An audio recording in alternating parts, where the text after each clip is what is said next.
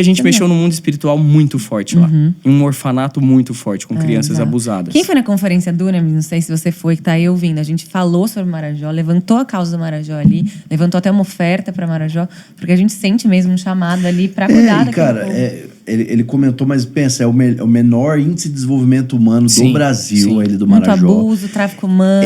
Assim, as crianças, entre elas são abusadas sexualmente. Um dia a gente pode também trazer o Igor aqui pra falar, porque a gente foi recentemente de novo pra fazer o pitch. Mas é coisas assim, só pra dar uma micro palha, mas tipo assim, de meninas que se masturbavam com lápis porque era abusado pelo pai. Menina que não conseguia sentar de perna fechada, assim, porque o pai mandava abrir. Assim, gente, é absurdo. Os meninos, bem assim, 2, 3 anos, que tinham que passar por cirurgia, por abuso de pais. Então, tipo, cirurgia anal, porque era totalmente abusado. É absurdo. Só que é o inferno. Mano, é muito triste. Só que é tão louco isso lá, porque é tão cultural que você contar isso pra uma menina adolescente, que isso não é normal... Ela defende, Ela defende isso. Isso é muito triste. Porque é de tão bizarro que é a história.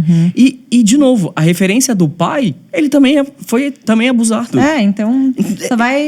se não quebra o ciclo... E se você quer fazer uma coisa ao contrário, você é o errado. Você é o errado. E até se você traz essa realidade pra cá, as pessoas às vezes não acreditam. Sim, Ou falam, não existe porque isso. A gente foi viver, eu presenciei isso lá. Então, por isso que tem uma carga espiritual muito forte. E é por isso porque não quer que acabe com isso. Então chega dia 26. E aí eu voltei pro meu corpo. E aí falei assim, agora eu acho que eu comecei a falar. Eu comecei a falar, e eu liguei pro meu psiquiatra, falei, olha, eu não sei, mas assim... Lógico, eu falei assim, isso aqui é espiritual, porque foi num levantar, numa manhã. E aí eu comecei a voltar, e eu voltei pra São Paulo. Mas uma coisa pré-isso? Foi só esse monte de orações e conversas com Deus? Cara... Você dorme no dia 25 e acordo dia 26. Não teve uma oração um dia antes, E aí você me perguntasse, mas você voltou 100%? Não. Não voltei, por quê? Não, mas porque eu tava usando muito medicamento. E aí o que tava me deixando letárgico eram os medicamentos. E eu falei pro meu psiquiatra.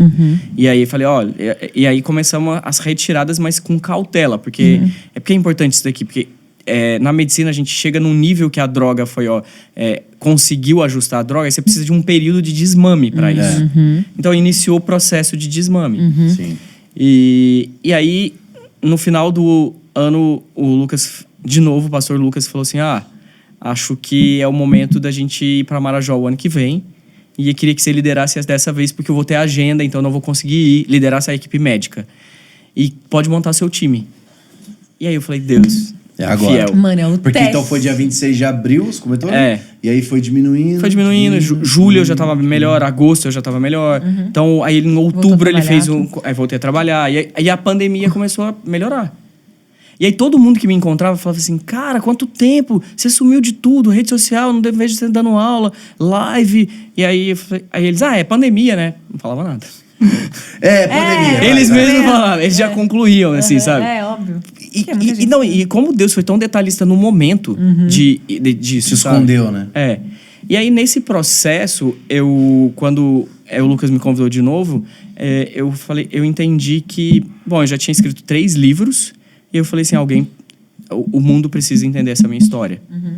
E corta um pouco antes de eu voltar para isso. Lá no processo ainda...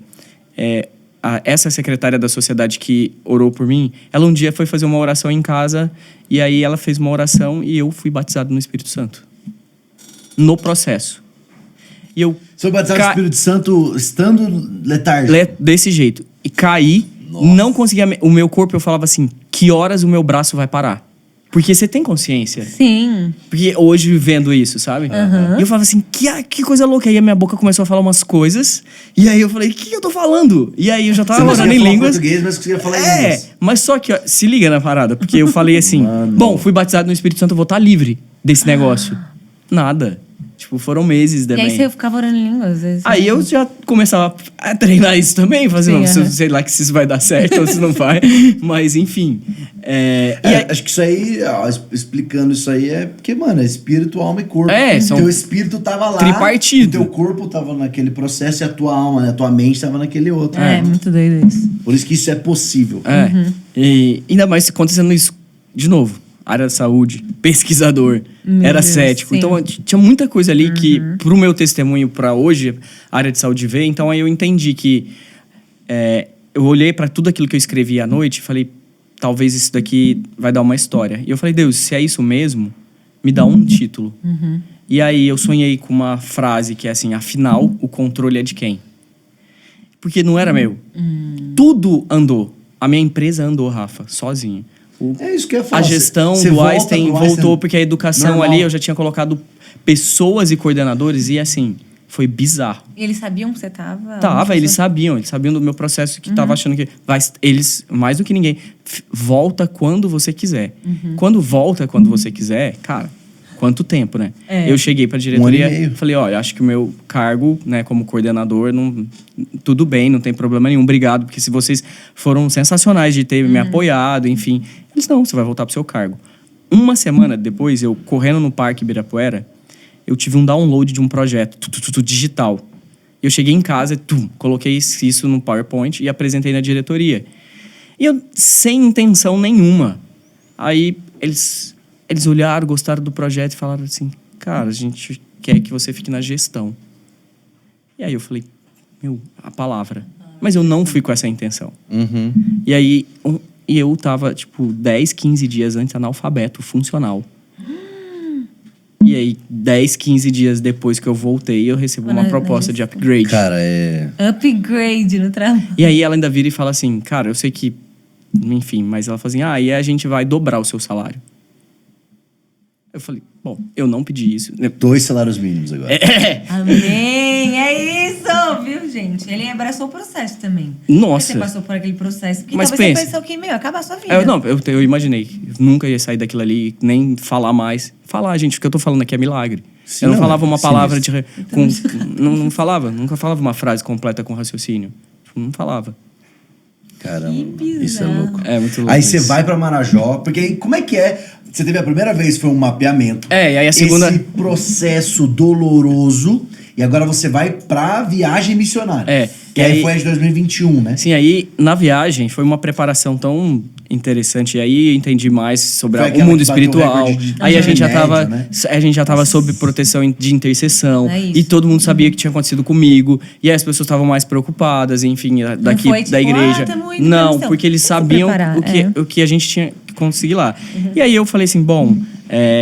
Aí eu tive um sonho de como ia ser as estações de atendimento. Então, vai passar aqui na pediatria, aqui vai passar no médico do clínico, aqui vai passar numa farmácia, a gente montou a farmácia, aqui vai ter oração. Então, eu fiz as estações e eu sonhei que também a gente ia estar com coletes iguais para sinalizar isso. Eu já tinha tido o sonho. É exatamente. E é o que a gente foi e como aconteceu. Só que aí eu falei, bom, se... essas empresas que são os meus sponsors, eles me patrocinam em aula, patrocinam em evento. Vou fazer um book de como eu faço, de como eu, por exemplo, eu vou fazer um congresso, eu monto um book e convido os sponsors. Então, eu fiz exatamente um book para apresentar a viagem de Marajó para eles. Todos os meus sponsors participaram. Então, demais. Danone, Nestlé, Fresenius, Prodite, Vitafor, tudo de suplemento que você imaginar. A gente arrecadou quase que 1 milhão para levar. 2,2 toneladas. Que foi até um problema ruim, né? A gente não tinha como levar. Foi a Azul, não foi um negócio que uma empresa de avião ajudou? Eu lembro disso, cara. Bizarro. Nossa. Porque eu acho que também tem um diferencial, né, Diogo? Tem vários médicos da área da saúde, assim, que eles não entram nesse lugar de missão. No máximo vai ter uma coisa talvez um pouco mais ONG, mas missão por isso que eu acho que todos toparam. Mas é interessante falar isso, porque assim, a gente também... Eu tava com a consciência de não ir fazendo uma responsabilidade social. Legal. Porque tinha uma parte espiritual ali que era importante. Então não era sobre responsabilidade social. Aquilo ia ser uma porta de entrada para que a gente conseguisse alcançar eles espiritualmente e levar a palavra. E foi muito do que aconteceu nessa viagem de Marajó. E aí lá... eu finalizo o último capítulo do livro que eu escrevi sobre isso. Que vai sair.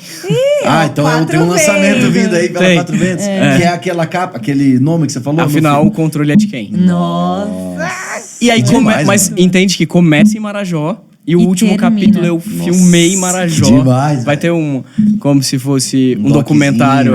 Que demais. Mano, isso é lindo demais, cara. E aí depois eu fui descobrir, porque escrevendo o livro, eu descobri palavra obstáculo, e descobri como as facilidades no processo. Porque Deus tinha um plano, esse era o sonho dele. Então eu sonhei o sonho dele. Por isso que as coisas aconteceram num romper, assim, tão sobrenatural. Porque, de novo, não tem a ver comigo.